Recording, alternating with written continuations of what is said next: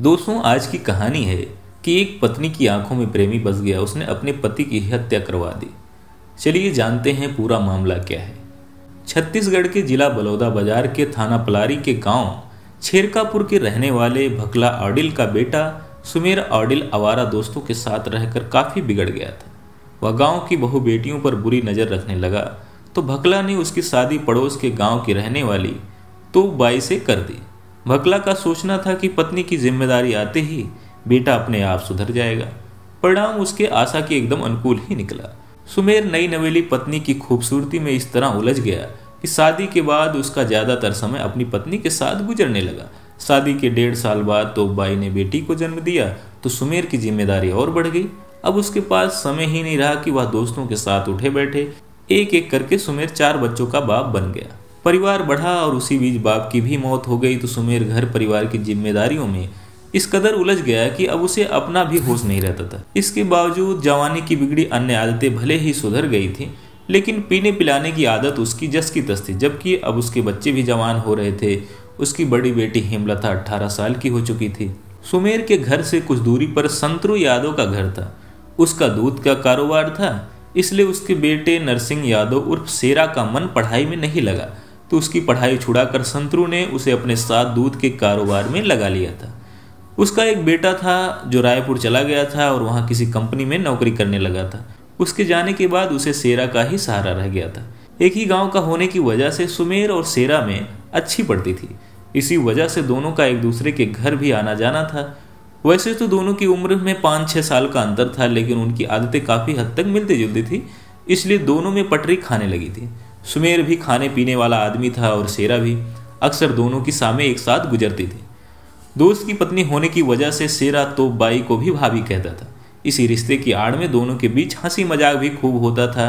कभी कभार हंसी मजाक कुछ ज़्यादा हो जाता था। गर्मी के दिन थे। शेरा अपनी भैंसों को नहलाने के लिए रोजाना दोपहर को गांव के दक्षिण में जयसवाल आरा मिल से थोड़ी दूर स्थित ठाकुर बिया तालाब पर ले जाता था। उस दिन शेरा ने अपनी भैंसों को पानी में उतारा ही था कि उसकी नज़र तालाब के दूसरे घाट पर नहा रही तो बाई पर पड़ी। वह साड़ी उतार कर सिर्फ पेटीकोट और ब्लाउज में नहा रही थी। शेरा ने सोचा तो बाई उसे देखकर या तो पानी में बैठ जाएगी या निकल कर साड़ी लपेट लेगी, लेकिन जब उसने ऐसा कुछ नहीं किया तो शेरा की आंखों में चमक आ गई। शेरा को अचानक शरारत सूझी और वह अपनी भैंसों को धीरे धीरे उसी की ओर खदेड़ ले गया जिधर तोपबाई नहा रही थी। तोपबाई को लगा उसकी भैंसें अपने आप आ गई हैं, इसलिए वह खामोश रही। शेरा ने भैंसों के ऊपर पानी डालने के बहाने एक अंजलि पानी तोपबाई के ऊपर भी उछाल दिया। तोपबाई के भीगे खुले अंग धूप में कुंदन की तरह चमक रहे थे। उस स्थिति में वह कुछ ज़्यादा ही सुंदर लग रही थी। पहली बार तो तोपबाई कुछ नहीं बोली, लेकिन जब उसने दोबारा यही हरकत की तो वह उसकी शरारत भांप गई। बिलौरी आंखों से शेरा को घूरते हुए बोली, क्यों शेरा, तुम्हें दिखाई नहीं दे रहा है क्या मैं नहा रही हूँ? क्यों नहीं दिखाई दे रहा है भाभी? पानी में भी भीग कर इस धूप में तो आप बहुत अच्छे चमक रही हो, बहुत सुंदर लग रही हो। तुम मेरे ऊपर पानी क्यों उछाल रहे हो? तोपबाई ने मुस्कुराते हुए कहा, भाभी मैं पानी आपके ऊपर नहीं भैंसों के ऊपर उछाल रहा था, जिससे उनकी गर्मी थोड़ी शांत हो जाए। उसी में से थोड़ा पानी आप पर भी चला गया होगा। शेरा ने सफाई दी, भैंस ही नहलाना था तो उधर ही नहला लिया होता, तुम्हें पता नहीं यहाँ औरतें नहाती हैं? तोपबाई ने कहा, अरे भैंसें भी तो औरतें हैं, मैं तो इन्हें उसी ओर ले गया था, ये खुद ही अपने घाट पर आ गई। अब इन्हें छोड़कर मैं कहाँ जा सकता हूँ? ठीक है मैं ही जा रही हूँ, तुम अपनी भैंसों की गर्मी शांत करो। आपकी गर्मी बड़ी जल्दी शांत हो गई भाभी। मैंने तो सोचा था कि अभी आप नहाएंगे, लेकिन आपकी गर्मी तो पानी का छींटा पड़ते ही शांत हो गई। शेरा ने यह बात जिस अंदाज में कही थी तो बाई को उसका मतलब समझते देर नहीं लगी। उसने कहा, मेरी गर्मी पानी से शांत नहीं होती है, उसके लिए मर्द चाहिए। हिम्मत है मेरी गर्मी शांत करने की? मौका मिला तो जरूर कोशिश करूंगा भाभी, शेरा ने कहा। मौका तो दीजिए, उसके बाद देखिए मेरी हिम्मत को। इसके बाद बात खत्म हो गई। लेकिन शेरा का जब भी तोपबाई से सामना होता, शेरा अभिवादन करके यह कहना नहीं भूलता, भाभी गर्मी शांत करने का मौका कब दे रही हो? उसी बीच गांव में छत्तीसगढ़ी नाच गाने का प्रोग्राम बना। जिस दिन नाच गाना होना था, सुबह शेरा तोपबाई के दरवाजे से गुजरा तो आंगन में बैठी तोपबाई उसे दिखाई दे गई। दरवाजे के पास से ही उसने कहा, राम राम भाभी जी, क्या हाल चाल है, क्या कर रही हैं? तुम भी अजीब सवाल करते हो, देख नहीं रहे हो बैठी हूँ? वह तो देख रहा हूँ, मेरा मतलब कुछ और था। मैं तो गर्मी। शेरा की बात पूरी होती उसके पहले ही तोपबाई ने कहा, देवर जी अभी तुम जाओ, रात में नाच देखने आऊँगी, वहीं मिलना। शेरा का वह दिन बड़ी मुश्किल से बीता। रात 10 बजे के बाद नाच गाना शुरू हुआ तो तोपबाई ने सुमेर से कहा, चलो नाच देखने नहीं चलोगे क्या? तुझे नाच देखने का बड़ा शौक है तो तू जा, अभी मेरा मन नहीं है, नाच पूरी रात चलेगी, मन होगा तो आ जाऊंगा, सुमेर ने कहा। तोपबाई तो यही चाहती थी, इसलिए वह तुरंत निकल गई। वह नाच देखने थोड़ी ही गई थी, वह तो शेरा से मिलने गई थी, इसलिए वहां पहुंचते ही शेरा को खोजने लगी। शेरा भी उसी को खोज रहा था, इसलिए उन्हें मिलने में देर नहीं लगी। मिलते ही शेरा उसे गांव के बाहर बने स्कूल में ले गया। प्रोग्राम पहले से ही तय था, इसलिए शेरा पहले ही वहां दरी बिछाया आया था। दरी पर बैठते हुए तोपबाई ने कहा, शेरा मैं ज़्यादा देर तक रुक नहीं सकती, इसलिए जो भी करना है जल्दी करो। अगर सुमेर नाच देखने आ गया तो मुझे वहां ना पाकर शक करेगा, वैसे भी वह बड़ा शक्की आदमी है। भाभी जी आप उसकी चिंता ना करो, मैं हूं ना, मैं संभाल लूंगा सब। आखिर मेरी उससे दोस्ती जो है। शेरा भी कहाँ समय गंवाना चाहता था, इसलिए उसने तोपबाई को बाहों में भर लिया और उन दोनों ने खूब मजे किए। वासना का तूफान शांत हुआ तो अध खुली आंखों से शेरा की ओर देखते हुए तोपबाई ने कहा, शेरा आज मैं तुम्हारी कायल हो गई हूं, तुमने सचमुच मेरी गर्मी शांत कर दी। भाभी तुम भी कम नहीं हो, मेरे भी छक्के छुड़ा दिए, शेरा ने कहा। कपड़े ठीक करते हुए तोपबाई उठी। अब मुझे चलना चाहिए, लेकिन जाने से पहले एक बात का जवाब जरूर चाहूंगी। कहीं तुम मुझे मझधार में तो नहीं छोड़ दोगे? मैंने अपनी इज्जत तुम्हारे हवाले कर दी है। भाभी जैसा तुम सोच रही हो वैसा कुछ भी नहीं होगा। हमारे तुम्हारे बीच आज जो संबंध बने हैं वह ताउम्र बने रहेंगे। भले ही हम दोनों बूढ़े हो जाएं, पर हमारा प्यार जरा भी कम नहीं होगा। तुम्हें चिंता करने की जरूरत नहीं है। कभी भी तुम्हें किसी भी चीज की जरूरत हो मुझसे बेहिचक कहना, मैं तुम्हारी हर जरूरत पूरी करूंगा। इच्छा पूरी होने के बाद शेरा अपनी राह चला गया तो तोपबाई अपनी राह।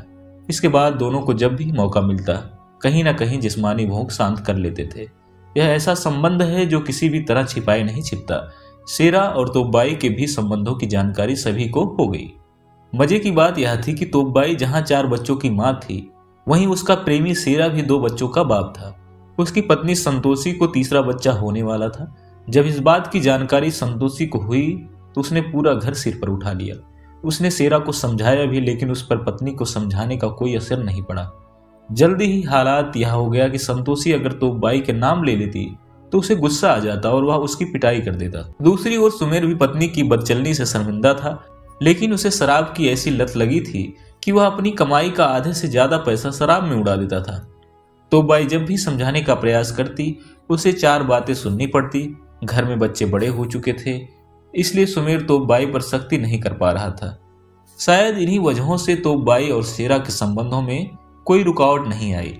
जब पानी सिर से ऊपर जाने लगा तो सुमेर ने तोपबाई के घर से बाहर निकलने पर पाबंदी लगा दी। वह खुद तो उस पर नजर रखता ही था, इस काम में बेटी भी उसकी मदद करती थी। सुमेर और बेटी की निगरानी से तोपबाई परेशान होती। अब वह पहले की तरह शेरा से नहीं मिल पा रही थी। शेरा भी तोपबाई से मिलने के लिए बेचैन रहता था।